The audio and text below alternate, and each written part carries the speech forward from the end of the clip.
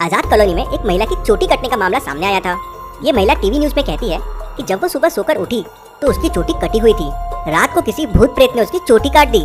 Detective Mehul ये सब TV पे देख रहा था। किसी ने इस महिला के साथ मजाक किया है, भूत प्रेत जैसी कोई चीज नहीं होती।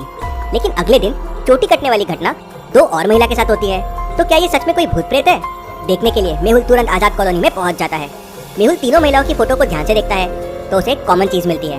क्या आप इन तीनों फोटो को देख के बता सकते हैं अपराधी किस तरह की महिलाओं को अपना शिकार बना रहा है?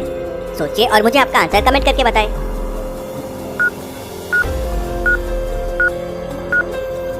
जैसे कि तीनों फोटो में दिख रहा है, तीनों महिलाओं ने गले में मंगलसूत्र पहन रखा है।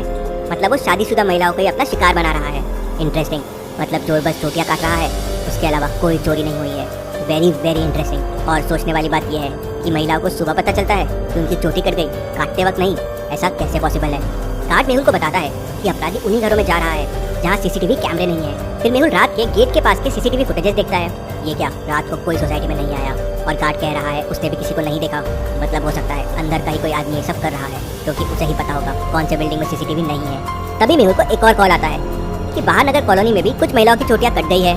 मेहुल तुरंत अपनी गाड़ी लेके वहाँ पहुँच जाता है। यहाँ भी सब शादीशुदा महिलाओं की चोटी काटी गई थी। मतलब मेहुल का पहला अजम्पशन गलत था कि चोर आजाद कॉलोनी का है। इस सोसाइटी में 3 बिल्डिंग है। क्या आप तीनों को देख के बता सकते हैं कौन सी बिल्डिंग की महिलाओं की चोटी काटी गई है? सोचिए और मुझे आपका आंसर कमेंट करके बताएं।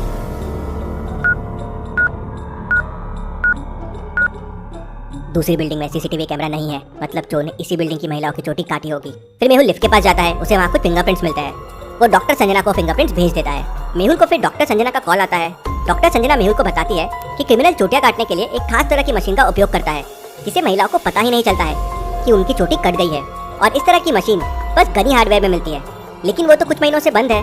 मेहुल तुरंत गनी हार्डवेयर पहुंच जाता है। उसका मालिक मेहुल के लिए शॉप ओपन करता है और पूछता है उसे क्या चाहिए। क्या साइलेंट बाल काटने की मशीन आपके पास मिलती है जिससे पता ही नहीं चलता कि बाल कट गए? हाँ, मेरे पास ही मिलती है, लेकिन महीनों से बिकी नहीं है। शॉप बंद पड़ी है, आप कुछ ले लो। पिछले 3-4 दिनों में कोई आपके पास मशीन लेने नहीं आया। इंटरेस्टिंग। मेहुल वहाँ से निकल जाता है और अपनी कार के सामने खड़े होकर केस के बारे में सोच रहा होता है कि तभी उसे कॉल आता है कि चंद्रशेखर कॉलोनी में भी महिलाओं के बाल कट करने की घटना हुई है। मेहुल तुरंत वहाँ पहुँच जाता है और मेन गेट के सीसीटीवी फुटेजेस चेक करता है। वहाँ भी उसे कुछ नहीं मिलता। जिस कमरे में ये घटना हुई थी, मेहुल वहाँ के फिंगरप्रिंट्स डॉक्टर संजना के पास भेज देता है और वहाँ से निकल जाता है। थोड़ी देर बाद डॉक्टर संजना का कॉल आता है और वो मेहुल को बताती है कि सारी चोटियां अलग अलग मशीन से काटी गई है और बिल्डिंग में मिले फिंगरप्रिंट्स और यहाँ मिले फिंगरप्रिंट्स वो भी अलग अलग है। मेहुल तुरंत समझ जाता है मतलब ये कोई एक नहीं बल्कि पूरी गैंग है। और फिर मेहुल रात में गनी हार्डवेयर में चोरी छुपे फिर से जाता है और शॉप का दरवाजा खोल अंदर घुस जाता है। अंदर देखते से वो तुरंत समझ जाता है कि ओनर ने उसे झूठ कहा था। कैसे, क्या आप बता सकते हैं?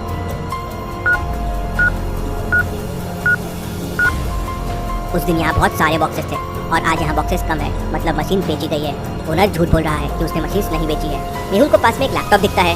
मेहुल लैपटॉप पे देखता है कि ओनर के पास इस मशीन के 20 पीसेस थे, लेकिन अब तो यहाँ 12 ही पीस है। और ये पीसेस गए कहाँ, किसको बेचे गए, इसकी यहाँ कोई इन्फॉर्मेशन नहीं है। मतलब ओनर भी हो सकता है इनसे मिला हुआ हो। अगले दिन सुबह मेहुल शॉप मालिक से पूछताछ करता है तो वो बताता है मुझे कुछ नहीं पता है। 2 दिन पहले 4 लोग आए थे, 4 मशीन लेके गए और फिर कल 4 लोग और आए और 4 मशीन लेके गए। मुझे बहुत सारा पैसा दिया और कहा किसी को नहीं बताना। This is very interesting. मतलब ये गैंग बस चोटियां काटने के लिए इतनी महंगी मशीन खरीद रहे हैं। Not possible. कुछ तो बहुत बड़ा क्राइम हो रहा है, पता लगाना होगा। तभी मेहुल को कॉल आता है कि देवदूत कॉलोनी में भी 2 महिलाओं की चोटियां काटी गई है।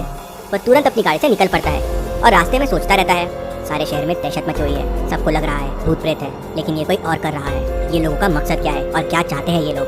कुछ देर में मेहुल देवदूत कॉलोनी पहुंच जाता है और जिस बिल्डिंग में घटना हुई वहाँ देखता है कि कुछ जूतों के निशान बने हुए हैं जिसपे गीली मट्टी लगी हुई है। वह तुरंत बिल्डिंग के बाहर देखता है तो उसे कोई गीली जगह नहीं दिखती।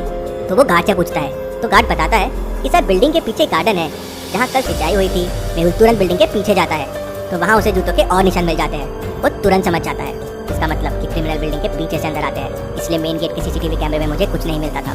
फिर मेहुल चोटी काटने के पैटर्न को समझने की कोशिश करता है और उसे समझ जाता है कि ये 3 कॉलोनी में से अगली कॉलोनी कौन सी होगी, लक्ष्मी नगर, गौतम नगर या एकता नगर। सोचिए और मुझे बताइए कि अगली घटना कहाँ होगी।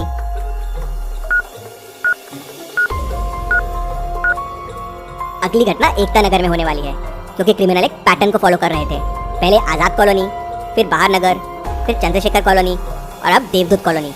मतलब ABCD। मतलब अगला E होगा, एकता कॉलोनी। मेहुल तुरंत एकता कॉलोनी पहुंच जाता है। अब एकता कॉलोनी में 2 बिल्डिंग है जिसमें सीसीटीवी कैमरे नहीं लगे हुए हैं। तो अब मेहुल को कैसे समझेगा क्रिमिनल कौन सी बिल्डिंग में आने वाले हैं? आप दोनों बिल्डिंग को ध्यान से देखिए और मुझे बताइए क्रिमिनल कौन सी बिल्डिंग को अपना निशाना बनाएंगे, ए या बी।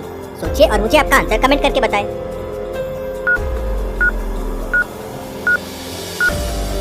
पहले बिल्डिंग का बैक रोड की तरफ है, लेकिन दूसरी बिल्डिंग का बैक पार्क की तरफ है, मतलब चोर जरूर दूसरी बिल्डिंग में आएंगे। मेहुल तुरंत दूसरी बिल्डिंग के पीछे पार्क में एक नीले कलर का पाउडर डाल देता है ताकि उनके पैरों के निशान बन जाए और उन्हें पकड़ने में आसानी हो, और मेहुल वहीं छुप जाता है।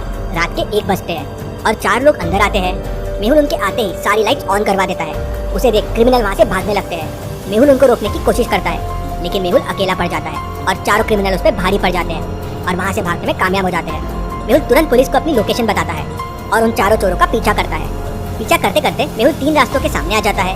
क्या बता सकते हैं क्रिमिनल ने भागने के लिए कौन सा रास्ता लिया होगा, ए, बी या सी? सोचिए और मुझे आपका आंसर कमेंट करके बताएं।